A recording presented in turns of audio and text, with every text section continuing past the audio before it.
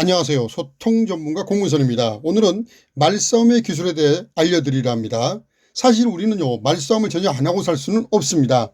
가족이나 친구와의 사소한 말싸움에서부터 관계가 영영 끝낼 수 있게 만드는 심각한 말싸움, 그리고 성공과 실패를 결정하는 정치나 비즈니스에서의 말싸움까지 인생은 크고 작은 말싸움의 연속입니다. 말싸움은 말 그대로 말로 하는 싸움이고 이기고 지는 전쟁입니다. 철학자 쇼펜하우어는 토론은 칼이 아닌 머리로 하는 결투이며 결투는 반드시 이겨야 한다라고 말했습니다. 쇼펜하우어 말처럼 말로 하든 칼로 하든지 싸우면 지게 되면 억울하고 상처가 오래갑니다. 그래서 우리는 화내거나 큰 소리 치지 않고도 말싸움에서 이기는 기술을 배워야 합니다. 오늘은 넷플릭스의 화제작 더 글로리에서 말싸움의 기술을 한번 배워볼까 합니다. 더 글로리는 유년 시절 폭력으로 영혼까지 부서진 한 여자가 자신의 온 생을 걸고 치밀하게 준비한 처절한 복수와 그 소용돌이에 빠져드는 다양한 사람들의 이야기를 그렸는데요. 주인공 송혜교는 학교 폭력을 당한 문동은 역을 맡아서요, 냉철하고 서늘한 캐릭터로 완벽한 연기를 보여주었습니다. 영상에서 문동은과 추선생의 말싸움 장면이 화제를 모았습니다. 추선생은 웃는 얼굴로 말을 걸어오지만 유쾌하지 않는 질문만 연신 내뱉고요, 무례함을 농담으로 치부하는 빌런 캐릭터입니다.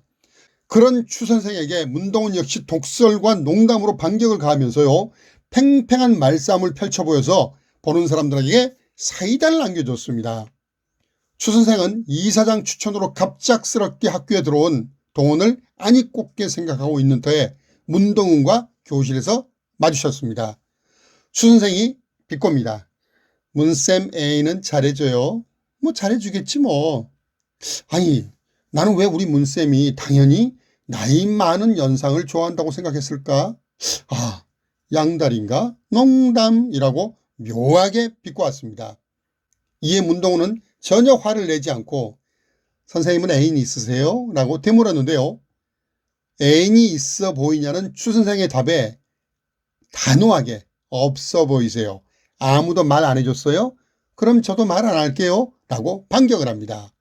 자, 여기서 우리가 말싸움의 기술을 배울 수가 있습니다. 먼저 말싸움에서 이기는 기본 원칙은 첫째, 절대 같이 화내면 지는 거라는 겁니다. 학교에서 만난 추선생의 무례한 농담과 비꼬는 말에도 동훈은 결코 화를 내지 않고 위협적인 표현에도 전혀 흔들리지 않았다는 것입니다. 말싸움에서 지지 않고 자신을 지키려면 상대의 페이스에 휘말리거나 상대의 공격에 휘둘리지 말아야 한다는 것입니다. 둘째는 상대의 공격을 이용하라는 것입니다. 더 글로리에서 추선생은 분노로 떨리는 입술과 눈빛을 보여주면서 거의 초면인데 문쌤은 말 아주 열받게 하는 편이네 라고 화를 냈습니다. 이에 문동훈은 선생님은요, 거북하게 하는 편이세요 라고 상대방 말을 역이용해서 공격을 합니다. 동훈처럼 말싸움에서 나를 지키고 대화를 유리하게 이끌고 가려면요, 상대 공격적인 말을 역이용할 줄 알아야 합니다. 좋은 방법은 상대가 날린 화살을 그대로 되돌려주는 것입니다. 쉽게 말해 상대가 한 말을 방향만 바꿔서 그대로 되돌려주는 역공의 기술을 말하는 것입니다. 이 역공의 기술을 잘 사용한 사람이 누구냐고요? 제2차 세계대전의 영웅, 바로 윈스턴 처칠입니다. 윈스턴 처칠은 역공의 대가였습니다. 언젠가 상류층 행사에 참석한 처칠에게 한 여성이 상당히 무례한 말을 던졌습니다. 당신이 내 남편이었다면 저는 독약을 먹었을 거예요. 그때 처칠은 이렇게 대답을 합니다. 당신이 내 아내라면 내가 그 독을 마셨을 겁니다. 처칠의 대응처럼 추선생의 무례한 농담과 위협에 동훈은 바로 똑같이 되돌려주는 역공의 기술을 펼쳐줍니다.